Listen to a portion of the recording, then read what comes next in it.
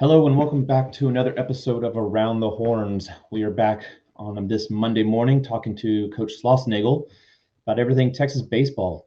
Coach, y'all had another successful weekend, had to grind it out, but how y'all doing?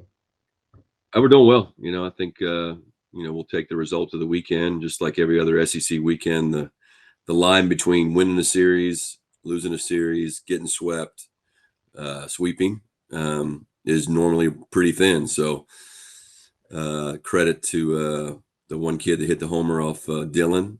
Otherwise, if he has another clean inning like he's had for us all year, we talking about another sweep. But I felt I was really proud of our team. With the way we're banged up, guys playing out of position, guys trying to do things they're historically, haven't done. And then playing a good team, cold weather, 15 inning game, playing a night game that Friday night's game took a while, and then got to flip around and play, at noon, which is 11 a.m. our time, and then play 5.5 hour game, then try to get in bed and do another early game. We had a good conversation before yesterday's game about what an opportunity we have to show our toughness, and win or lose, I felt like we showed that yesterday. And so I'm really proud of the team. Yeah, definitely a tough weekend just in terms of not just the weather, but the schedule, how it all worked out itself. Because you had those early morning games, and then of course the 5.5 hour game that went to 15 innings. It's always taxing for a team to be on their feet that long and kind of go through the emotions of all that as well. So that was, for me, that was really impressive. The team was able to bounce back and kind of show off really early on the Sunday game. I thought that was important to kind of get that feeling back. So Yeah, I mean, Ruger did a nice job of throwing strikes and handling the 15 inning loss. Some games when you lose, it feels like more than one loss, right? yeah, It's never more than one. Just like a big win isn't more than one. But sometimes it feels that way, and so it took a while, at least as coaches, to process it. Um, and I didn't sleep much on Saturday night, but I did sleep a little bit better knowing that Ruger was going to be out there, and you knew he was going to give you a great effort, and which he obviously did against a super pesky offensive club, tough to pitch to. Really do a good job of battling with two strikes, tough to strike out. Not a boatload of power, but and then of course the things they do on the bases. So yeah, it was awesome. And Sonye, obviously, that was the other challenge on Sunday morning, is opportunity for other guys to pitch, like we saw on Moffitt and Thomas Burns. Those guys had good outings that made us better, and we're going to need those guys going forward. yeah, I thought that was really big to see from the team. You'd mentioned Moffitt and Saunier both recently. I think it was after the Tuesday night game. As they've been showing y'all something in practice or in the bullpens, and translate that into the game where there's pretty high leverage positions. It wasn't like you were walking into a comfortable 10-run lead or anything like that. And so I thought that was big for the team in the moment, but also going forward, having that confidence, those extra arms that you can trust roll out there. Yeah, I think it's really key if we want to keep Ruger in the rotation. If we would like, it'd be awesome to keep him where he is and be able to have his routine between starts and bullpens and rest and lifting weights that way versus kind of being available, all the time. So this week, with a super short week, like super short, I don't know if we've already announced it, but we've got some game time changes for the weekend because of TV and because of all the other events going on around here this weekend, as well as Auburn's flight, I think. So it's even a shorter week for us. But having Moffitt, Saunier, and Burns, really show us in those important moments, just makes your team better and gives them experience and gives me confidence to put them in the game. Yeah. And then I know, we looking at the going into this Kentucky series, this is a team that likes to run. They led the SEC and not just hit by pitches, but they also led it in stolen bases. And while they did, get hit a couple times, although maybe leaning in over the plate a little bit, y'all limited it to just two stolen bases on the weekend. I thought that was really impressive considering it wasn't necessarily a shortcoming at Galvan's last year, but Texas wasn't known for being able to hold the runners quite as well. So between the pitcher and Galvan, just the defense being able to kind of stymie that bit of their offense. Yeah, I didn't see Galvan last year, but he's right up there with the top one or two catchers that I've ever coached. I mean, he can really throw. But as I've said to you before, other baseball people may feel differently. I never take into account the arm strength of the catcher. I think most stolen bases are on the pitcher, and so Ryland certainly, if we get him the ball in the right amount of time, which Max does a great job with our pitchers, and if you don't keep the ball under a certain amount of time to home plate, you're just not going to pitch. Having lefties helps because stealing bases with lefties is just a gamble. It's just all you're doing is picking a pitch and going. Yeah. But even the right-handers have good leg times, and if we get the ball in Ryland's hands, if he plays good catch, most of the time those guys are going to be out. So our stolen bases, one thing I try to look at is how many stolen bases are we getting, how many extra bases are we getting versus how many we're limiting the other team. So yeah, that was a big part. And then I think the other thing was how the pitchers fielded their position this weekend. Dylan got a big out at third base. Ruger had a super athletic play yesterday, caught the pop up. Yeah, I mean, I just think, those things, when the other team gives you free outs, you just got to make sure you get an out. And the one time we didn't get an out, obviously in Saturday, it didn't cost us the game. That play scored the winning run, but no one play cost you a game. So, but we work on those things, and Max and Nolan Kane that coaches our catchers, those guys would be credited for that.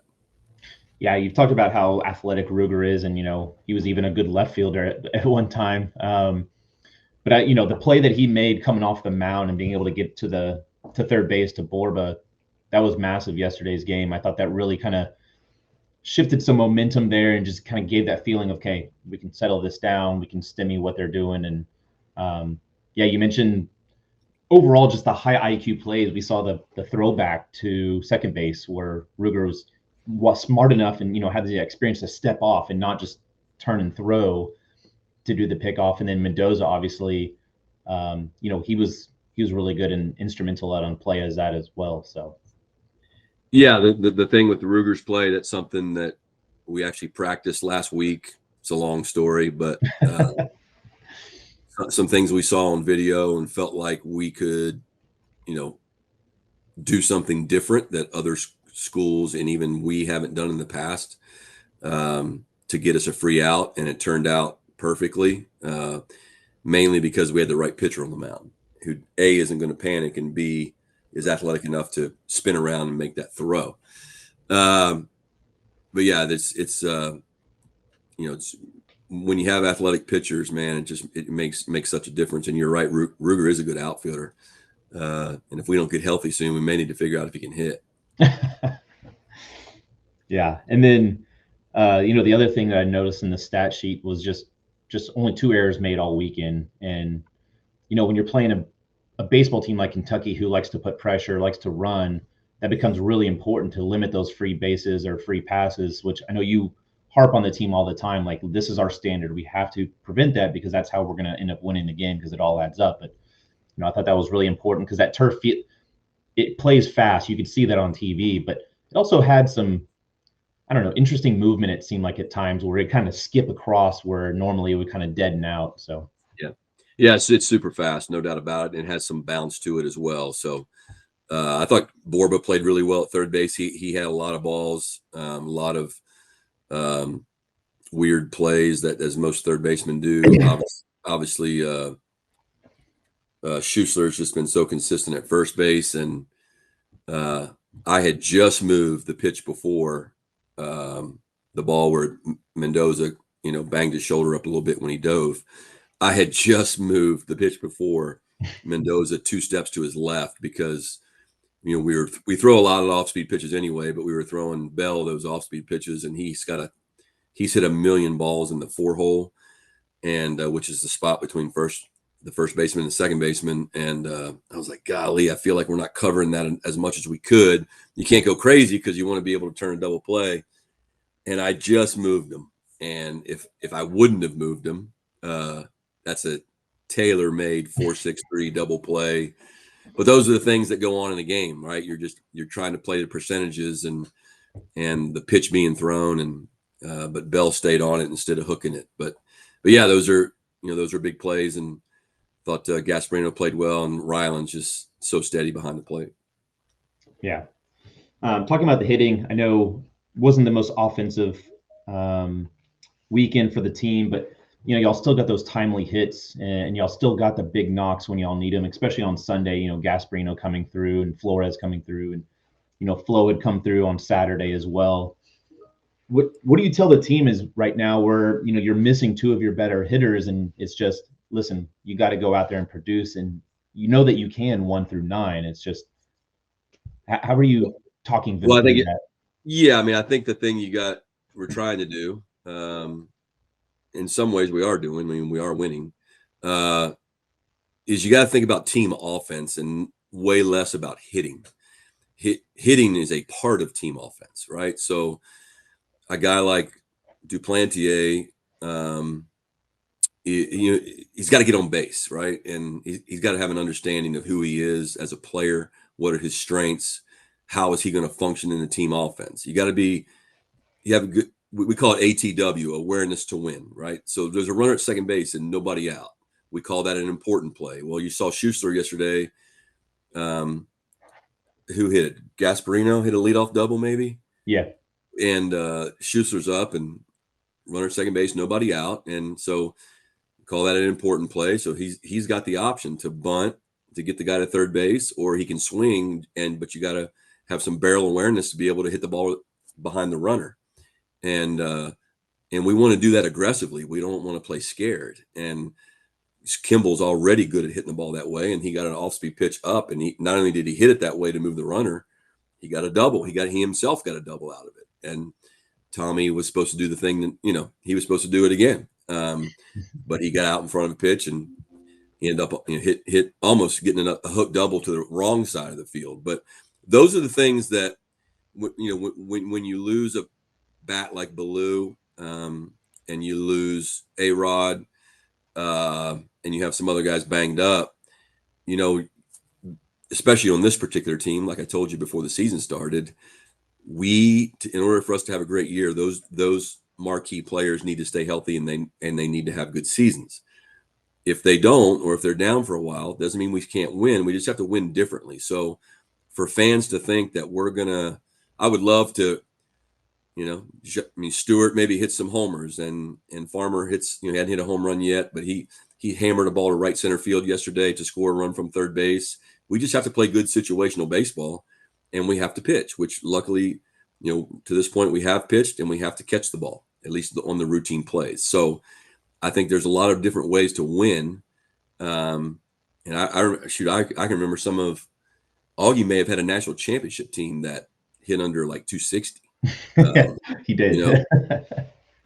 But then he also had a team that, when I was at TCU, we played in 2010 with Kevin Keys and Cameron Rupp. That was his best offensive team that I remember in terms of power. And that's when Dishfalk was played even bigger. So there's a lot of different ways to win. Fans and me and coaches, like, we want it all to be, we want the complete team. That's great offense, great pitching, great bullpen, great defense. But whether it be because of injury or the draft hitting you in recruiting, it's not always going to be that, but you still have to find a way to be competitive. And obviously we're doing that. And it leads to some tight games and frustrations sometimes, but it is what it is. And like like I said, there's no AAA, there's nobody to call up. So we have to get these guys, and they have to buy into, what is team offense? What does that look like? And how are we going to play it? Yeah. For the left field, when it comes to Winfield versus Duplantier, or even playing A-Rod out there, which he got a game this weekend, how do you evaluate the nuances between the players from hit tool versus defensive tool versus maybe just situational awareness and understanding how the defense needs to move in that position? Because A-Rod had obviously played there full time since his high school years, right? But he's gotten some practice time there. How do you evaluate all that? And then, of course, the matchup against the opposing pitcher plays a big factor. Yeah, I mean, A-Rod, he played really well out there. You know, he made a nice sliding catch and didn't look out of place at all. He had a chance to throw somebody out and the ball ran on him a little bit, but that's just getting used to throwing from that distance for him. You know, I mean, corner outfield, ideally, it's an offensive first position. So you want to play the guy who's the hottest bat that's not going to get you beat defensively. If you're not swinging it, if nobody's swinging it, then for me, I'm going to err on the side of, okay, who's going to play the best defense and what do they bring to the table besides hitting? So obviously, Gumbo or Jaden, if he gets on base, he can really do some things on the bases. But he's got to be able to get on base, or he's got to be able to get a bunt down. He's got to be able to function in the team offense. So, you know, I just look at it that way. I mean, Winfield shows signs of things, and other times, you know, it hadn't happened for him just yet, but it's certainly in there at some level. But it all goes into play. You know, do you start with? Sometimes you see us start with one of them, get them a few at bats, and then maybe we're trying to get them going a little offensively, and then maybe once we get a lead, you know, got to get them out. We got to get the best defender in there because we have confidence in our bullpen to be able to, you know, we're going to have to make some plays. So when Max, you know, obviously with Max gone, Tommy's got to play the other spot. If Max can get back, then we become even better defensively. But I really like how Rodriguez has played out there, and he can run. He's a baseball player. He's got instincts. We just got to get him healthy so he can be competitive at home plate. Yeah, I thought that play where he made that sliding catch down the foul, right at the foul line, I thought that was really impressive because typically it's those weird spots of the field that you see guys, they get tentative because, hey, there's a wall there, or they, you know, they're not used to the amount of space they have to run. And that's usually where we see something drop in. So I thought that was really kind of heads up on his part to be able to recognize that. Super heads up. And again, another turf field where even though it's different color, the turf's the same. So you don't know where you are on the field on these turf fields. Unless they have a unique warning track, it's really hard, just like our field. It's really hard to know where you are on the field when you're looking at the ball. And people say, well, you got, you know, you can peripheral vision at when you're in the heat of the moment, unless you're an experienced outfielder. I mean, certainly as you get close, you can use your offside hand to feel for the fence, but that takes so much repetition and experience. It's way easier said than done. Absolutely. And then I mean, we've talked about it all season long, but the pitching has just been remarkable. I mean, the turnaround. And I was thinking about it today, and if you think about what y'all inherited and the time that y'all inherited it at, you know, you took over in late June, and realistically, there was 5 guys that were returning that had pitched meaningful innings or had really pitched last season, and 2 of those guys you knew were going to be out for the fall, and Whitehead and Grubbs, but the ability to turn those relievers into starters and maximize the potential out of even some of those guys that have returned. You know, a guy like Grubbs or otherwise Duplantier. It's been remarkable how, you know, how big of a boost to the rest of the team, especially offensively, is it knowing that, hey, we've got some guys that aren't just good, but that we can trust to go in and day out, just put up strikes and get outs.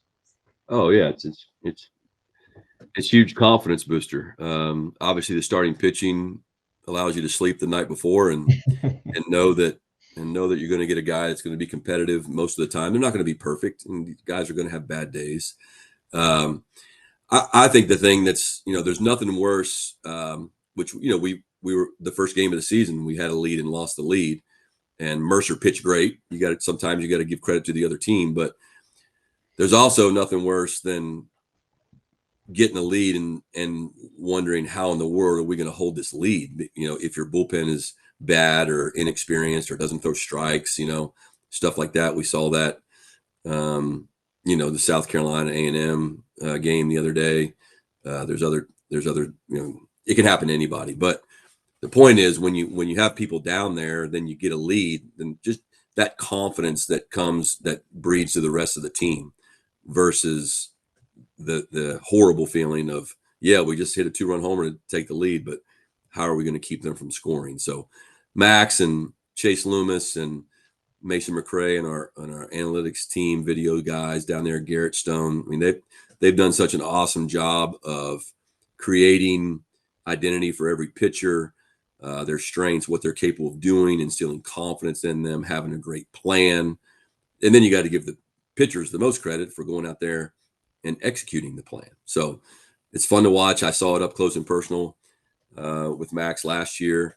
And, like I said before, we're going to, over the course of time, I'd like to think, I mean, we have talented pitchers. There's no doubt about it. But we're going to, from a recruiting standpoint, if we don't get crushed in the draft over the course of time, we're going to really have some fun pitching staffs to watch here in the coming years. But I sure hope they're as good of people as Grubbs and Riojas and Spencer and Valanis and Harrison. I mean, those are elite human beings, and that's the makeup that we want to continue to have in the program. Yeah, absolutely. How big of it is having a guy like Chase Lummus in the bullpen with the pitchers? He's been there very recently, as of last year, but he also knows some of those guys, right? He's been in the trenches, proverbial trenches, with those guys. And so how important is it to have him around the program and what he can provide? Incredible. Yeah, I mean, because someone's got to manage that bullpen. Someone's got to speak the language. Someone's got to help educate the players. It's funny in college baseball, right? Like, what's the most important part of your team? Well, if you're going to wait it out, you would say your pitching staff, right? And yet on most coaching staffs, you leave it to one guy to coach like 20 some players. Tulo coaches. We have like 2 or 3 guys that help Tulo coach the hitters, and that's just how most coaching staffs are built. Mainly because, especially with pitchers, you don't want multiple voices in their ear. So when we have a guy like Chase, who is son of a scout, son of a former Longhorn player, understands the program, and then understands the personalities of the players because he was a teammate with them, the last couple of years. So just a massive advantage. And he's not, he's going to preach the same language as Max. It's not like, he's learning. He's going to be, if he wants to be a coach, he's going to be a great one. But those two together are awesome. Yeah. So I know we're running up here on time, but y'all always talk about the play to a standard, not a scoreboard. Does that become a little more important maybe when you have that number 1 ranking, which y'all have been awarded this week as y'all rise to the top? Is it, obviously y'all talked about the mentality of the team and the personality of the team, but how do you kind of reset expectations and say, hey, like Kobe does, job's not finished. We still have a long way to go. Yeah, I mean, we don't, just how do you do it? I mean, you just keep. It's never talked about. Like, that doesn't. Rankings are a snapshot in time. Mm-hmm. I mean, whatever our ranking is today, I still think our team is not at full strength. I mean, we're obviously not at full strength simply because of injuries, but we have so many ways we can be better, and it's never going to be perfect. Like Coach Max says, it's not a game of perfect. It's a game of competition and competing. So our guys respect every team we play. We've certainly shown we can beat anybody on our schedule. We can certainly show we can lose to anybody on our schedule. UTRGV is going to come in here tomorrow night. They have a really, really good team. One of my former coaches at TCU, Derek Matlock, is just doing an unbelievable job down there. So, we have to play well or we're going to get our rear ends beat. So I don't think at all our players talk about that stuff. If I were to hear about it, I certainly would address it. But those rankings, they're nice for recruiting. Hopefully it gets more fans to the games. We'd like to have this place be a sellout all week long. But at the end of the day, baseball players know that when you lose, you're not horrible. And when you're winning big, you're not the best, because this game will break your heart and it'll humble you really, really fast. Yeah. How special is it for you to get to coach against some of your former players and assistant coaches this year? I know this is the second time, I believe, that you've got to go up against a former assistant or player. Third. Sorry, yeah. Right. Yeah. Shots, and Ryan Schatzberger at Incarnate Word, and Stephen Trout at Texas State. And then of course, Todd Whitting at Houston. We had the game rained out or whatever on that night. So yeah, it's great. It's good to see those guys. Yeah, it's not, if ideally I would never do it, because you know what it feels like to lose, and someone that you really care about and had on your staff or had on your team, like Steven was a big part of our team, 2005 and 6, or 6 and 7, whichever it was, 6 and 7. You don't wish that feeling on anybody, but when you've been coaching as long as I have, and especially 3 different schools in the state of Texas, then more than likely you're going to end up with coaching against some of those guys. But we certainly root for them when we're not playing. Yeah, and I'm sure it'll be fun for Rylan. Obviously, he'll get to play against his little brother, who plays for RT. Renee plays over there, and then I'm sure former great Adrian Alanese of Sinton High School. He's got to be smiling at this Tuesday matchup. He's got 4 players, 2 on each side, that'll be going up against each other. So probably not going to see Wyatt, obviously, because he's a weekend starter now. But it's always fun to see the Texas community, I guess, and the way it all intertwines. So. Yeah, yeah, it's never ending, and it is awesome. And I'm excited. We're going to go. I know Coach Pierce took the team down to McAllen a couple years ago, and we're going to do that. I don't think it's next year, but I think it's the following, where we're going to go down on like a Monday night, play on Tuesday, and then fly out on Wednesday to wherever we're going to play in the SEC. We took a TCU team down there one year. They have a great ballpark. They have awesome fans. It's like a minor league atmosphere. Derek's done such a great job. So that'll be a good experience for us. And I one thing I learned when I was at Tulane from Coach Burtman at LSU is like, there's something about being the university of, right? The kind of the flagship school. And I do think you have a responsibility when it's possible to take the team to where the fans are, so there are some Longhorn fans in that part of the state that if we don't go there every now and then, they're never going to get to see us play in person. And Coach Burtman and Jay Johnson still at LSU, you saw them play a game at Nicholls State the other day. In Thibodaux. And that's a great thing that Coach Johnson does there, because that brings the Tigers to the different parts of the state. And we're going to try to do that as much as we can here in Austin with Texas. Cool. We'll let you get out of here. Just one last question. We saw the Mike White bobblehead. When are we getting the Jim Schloss bobblehead night at Dishfalk? Oh, geez. I didn't know he had one. I guess that question would be for Drew Martin or whoever else. I would rather. I'm not a big fan of stuff like that. I mean, I would rather have Jalen Flores or, a Jared Spencer bobblehead with the hair. That'd be good. That would be the program's about the players, and I understand what you're saying. I believe that the coach is important, or the coaches are important, but the program's about the players, and anything that promotes our players is what I would root for. Well, if that's the case, we might have to be handing out some fake mustaches before the weekend series. Get everyone to have that mustache mentality. There you go. It's definitely a thing here. Absolutely. All right, Coach. Well, I appreciate you. Have a wonderful week. And as everyone remind, Tuesday against UTRGV, and then a big series, another top 10 matchup against Auburn this weekend. So appreciate your time, Coach. You got it. And it starts on Thursday, Friday, Saturday. I'm pretty sure the games are going to be at like 7, 6, and noon. And then we'll certainly wish everybody a happy Easter. So have a good day. Welcome.